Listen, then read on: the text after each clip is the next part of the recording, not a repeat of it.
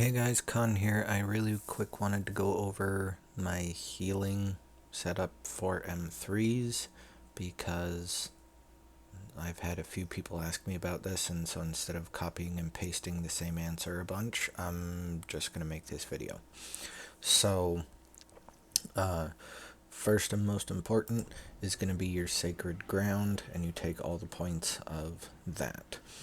Then Orb of Protection, you want all the points of that, especially this one, so that it's AoE. If you don't take this, it's going to be single target only, and it's going to reduce your healing drastically. Now, this is the bit that changes depending on what the mutation setup is. So this week Lazarus has these little mini frozen ice pylons that will snare you. Next week with the nature mutation, I'm pretty sure it's going to have the little doom Roombas, and those also snare you. The reason why you want to take Splash of Light for the snares is because of this. It removes a debuff when it heals an ally. The snares count as a debuff. This is a get out of jail free card for yourself and for any of your team that gets snared and they're taking damage and they don't have a cleanse available. That's what this is for. If there is no snare in the mutation, there's no hard CC, you can absolutely take Beacon. It's on a little bit longer of a cooldown. I don't bother with the haste in the mutation because usually someone's running Ice Gauntlet or they've got all light armor and they're just spam dodging anyways. But, you know, the first two, increased area of effect for healing, always great. Extra 5 seconds, always great. Now the other nodes. So heavy attacks no longer consume mana. Great. Light attacks heal. You should be spamming light attacks because when you combine this with if you hit with a light attack, reduce all ability cooldowns. If you combine these two with refreshing move on your life staff, you are going to get tremendous value just from resetting your cooldowns. This one is kind of useful, but I find it unreliable because most of the time people are moving around anyways. Like this would be like a great in theory, but in practice it's a bit harder to actually use. And also this would take you 4 heavy attacks and it's not a self cleanse, whereas this takes you 1 button press and it's everyone including you. This one is nice just so that you can keep people healthy.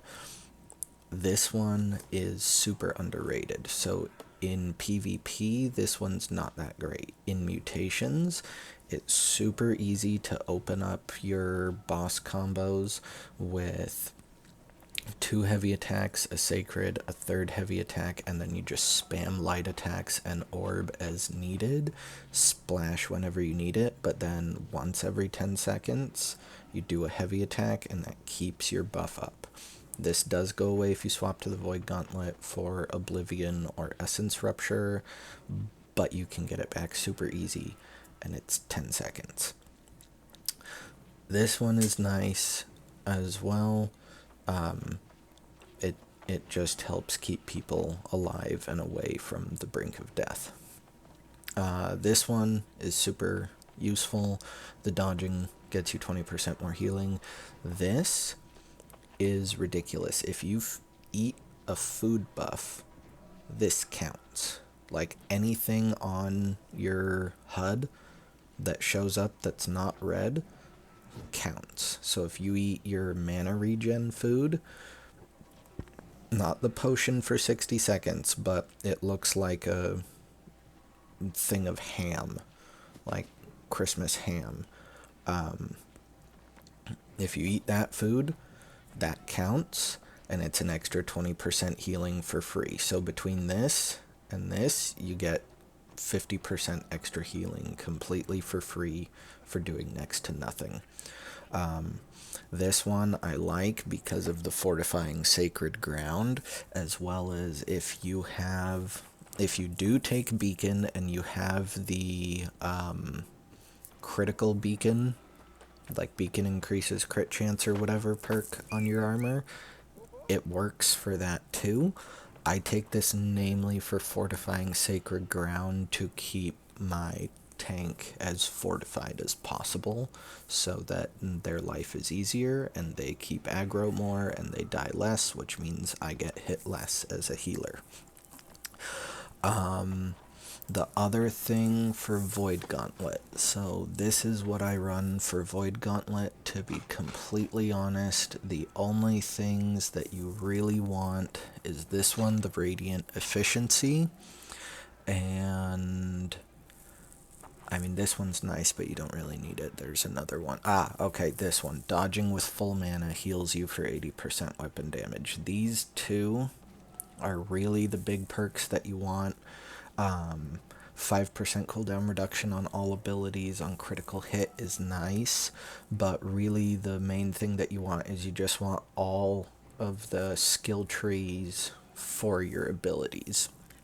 Right, so Scream, root duration increased by 1 second, and gain Fortify. So the reason I take Scream as a healer is if for whatever reason something is not aggroed onto the tank, or it gets pulled late and it's coming for me, I can scream at it and move to the other side of the tank so that it has to walk through the tank to get to me. Oblivion, self-explanatory. The stamina regen rate is really nice for either dodging or for if you have greatsword users. Greatsword spear is a really nasty combo right now, and that just helps keep their heavy attacks swinging. So the reason I go Essence Rupture instead of something like Tether or Orb of Decay. Orb of Decay is a skill shot that to heal requires your team to be standing between wherever you shot the orb and you to heal them. If you're running it with randoms or a new player who doesn't quite get the hang of positioning, this is a most likely going to miss ability. Tether works, but it's only a self-empower, and I don't need that because I have Oblivion. The Weaken is nice, but people are running Enfeebling Skewer, Enfeebling Maelstrom, and a bunch of other things, so you don't need more Weaken. You're already at the Weaken cap. The reason I run Essence Rupture is it is Fire and Forget. As long as I actually hit the target with it, I can go back to my life staff, and anyone that hits it is healing for 20% of the damage that they do. And I do not need to keep my Void Gauntlet active for this. They receive 15 stamina when hitting the affected target. Again, that pairs nicely with Oblivion and keeping things up. Friendlies within 4 meters are healed for 80% of weapon damage when Essence Rupture ends or the target is killed. So, like gold bars, and when I say gold bars, I don't mean gold ingots, I mean golden HP bar enemies. Right? When those things die, they're getting... my friendlies are getting close to 1,000 health back because weapon damage is sitting at about 12 or 1,300. Let's see. I'm running different... yeah, okay, so... yeah, 1273, so 80% of that is going to be roughly 1,000. The reason I take this is right now I'm running my daily faction missions, and this just helps with the Void Artifact doing the extra damage for the group, but that's pretty much it. Otherwise, I would put these 50 into focus for mutations, and then I'd eat a constitution food if I need it. But anyways, yeah, point being, Scream for self-peel because don't trust people. Oblivion because it's an extra 15% damage, why would you not have it? Essence Rupture because it's Fire and Forget healing. You do not need to actually do anything afterwards, like, line people up correctly or stay within a certain distance of them. It's just hit and you're good. And then for Life Staff, so if you don't like this, so I used to not take this skill at all, because the old Life Staff was way easy to keep people above half health, so this was near useless to me.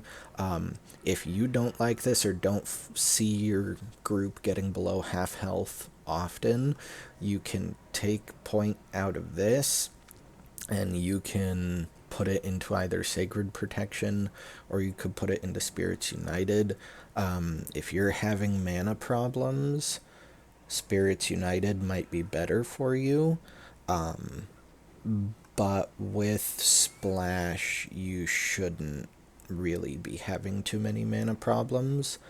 And there also really shouldn't be too many under half health that often. So I would say you should probably lean more towards Sacred Protection. This thing is weird and unreliable, and it's also got a 2-minute cooldown, so don't ever bother taking that for dungeons. It's not gonna do well for you at all. The other option, instead of taking Divine Blessing, is you could put it here for your own Fortify, but you really don't need that much Fortify unless your tank is a complete nutcase and you're getting all the aggro. Anyways, hopefully that's helpful to you guys, and yeah, that's the healing guide for M3s. Best of luck.